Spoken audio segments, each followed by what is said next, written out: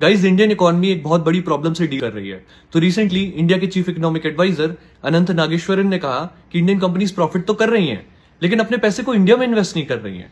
ठीक यही बात कुछ महीने पहले इंडिया के फाइनेंस मिनिस्टर ने भी कही। इनफैक्ट जो फॉरेन इन्वेस्टर्स हैं वो अपने पैसे को इंडिया में इन्वेस्ट नहीं कर रहे हैं, बल्कि अपने पैसे को विड्रॉ कर रहे हैं। अब देखिए यहाँ पे क्या हो रहा है कि जो प्राइवेट सेक्टर इन्वेस्टमेंट था वो मनमोहन सिंह के टाइम पे 14% ऑफ जीडीपी था, जो कि गिरकर प्राइम मिनिस्टर मोदी के अंदर 11% ऑफ जीडीपी हो चुका है। यानी कि जो कंपनीज मनमोहन सिंह के टाइम पर 30 लाख करोड़ ज्यादा इन्वेस्ट करती, वो प्राइम मिनिस्टर मोदी के अंदर नहीं कर रही हैं। अब इस प्रॉब्लम को सॉल्व करने के लिए मोदी गवर्नमेंट ने इंडियन कंपनीज को बहुत सारे लिवरेजेस देने स्टार्ट कर दिए। सबसे पहले तो 2019 में कॉर्पोरेट टैक्स को कट करके 22% कर दिया गया और मैन्युफैक्चरिंग कंपनीज के लिए इसको 15% कर दिया। इसके बाद गवर्नमेंट ने कॉर्पोरेट्स के लाखों करोड़ों के लोन्स को राइट ऑफ किया और बाद में आईबीसी कोड के अंदर जो कॉर्पोरेट्स बड़े बड़े डिफॉल्ट करते थे वो एक छोटा सा हेयर कट नेगोशिएट करके फ्री हो जाते थे। अब इससे गवर्नमेंट को रेवेन्यू लॉस तो हुआ, साथ ही बैंक्स को भी लॉस हुआ, लेकिन हर बार गवर्नमेंट ये कहकर जस्टिफाई कर देती थी कि अगर कंपनीज प्रॉफिट करेंगी तो अपने पैसे को इंडिया में ही इन्वेस्ट करेंगी। लेकिन ईयर्स डाउन द लाइन ऐसा कुछ भी नहीं हुआ, उल्टा ये स्ट्रेटेजी बैकफायर कर गई। पेंडेमिक के बाद इंडियन कंपनीज के प्रॉफिट हर साल 30% से इंक्रीज करते रहे,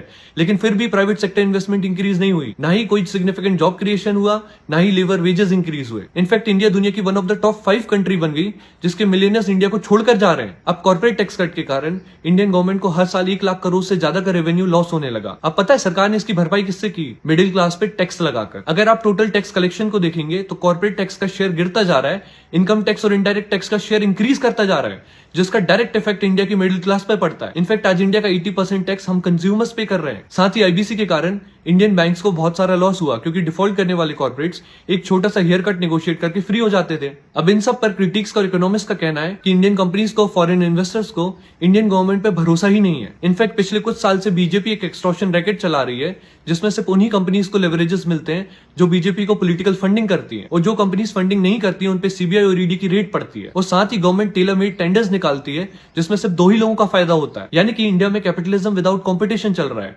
जिसको हम क्रॉनी कैपिटलिज्म भी बोलते हैं। आप इसके बारे में क्या सोचते हैं? कमेंट सेक्शन में बताइए।